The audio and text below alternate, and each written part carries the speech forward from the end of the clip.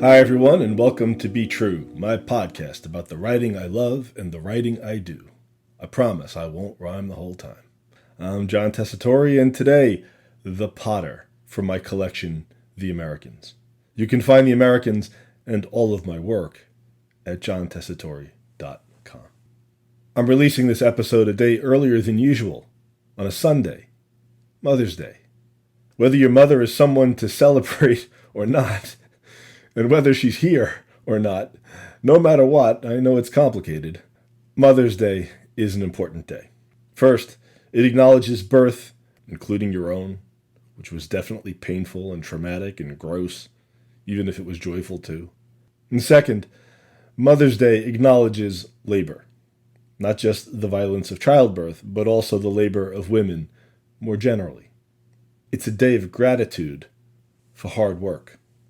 When Mother's Day is a happy occasion, it's often a day off for Mom. A day when someone else is doing the things that Mom usually does, to give her a break.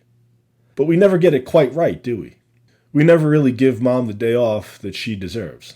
We always find her doing things anyway. Mom, you doing the laundry? We need clean towels, don't we? Yes, I guess so. You know why that is? You know why we seldom get it right even when we want to? Because too often we have no idea what the hell Mom is doing. We don't really pay attention. And that's because Mom's labor, and the labor of women historically, like the labor of caretakers of every gender, even today, is mostly hidden, or even invisible. It's a big problem for us as individuals and as a society. We don't even know what we don't know about hidden labor. That's why it remains hidden. We only know hidden labor, and we only value it when it's not done for us. We only understand hidden labor in its absence, like when the towels get moldy. This isn't mansplaining on my part, at least I hope not. Not exactly. Because I've been a caretaker in my own life, and I've noticed that the people I care for don't always understand or acknowledge or appreciate what's happening around them. My labor, too, has been invisible sometimes. And I'm a loudmouth. You know something's wrong if I'm invisible. Now, my work hasn't been hidden as often as my mom's has, but often enough to have a sense. And I think my caretaking experiences have given me at least a little glimpse into the experience of the many women whom I've burdened. Because I'm the oldest son in my family, with 2 sisters, and the oldest grandson on one side of my extended family, and I've been the center of attention and a bit of a golden boy for almost 50 years. That's me in a nutshell. Part golden boy, part caretaker. And I know that there have been people, usually women, wiping my chin for my whole life. Especially in my youth, but even today to some extent. God help me. So if it's possible for a middle-aged man-child to be on both sides of this issue, I've been on both sides of this issue. And today's poem, The Potter, is a bit of a performance drawn from that perspective. I've written the monologue of a woman whose love and effort are, too often, unseen. I make it easy for you to assume that I want nothing, as I shape your day with the hands of my mother and of her mother, the sharp-eyed little farm girl who sailed the ocean blue alone and survived.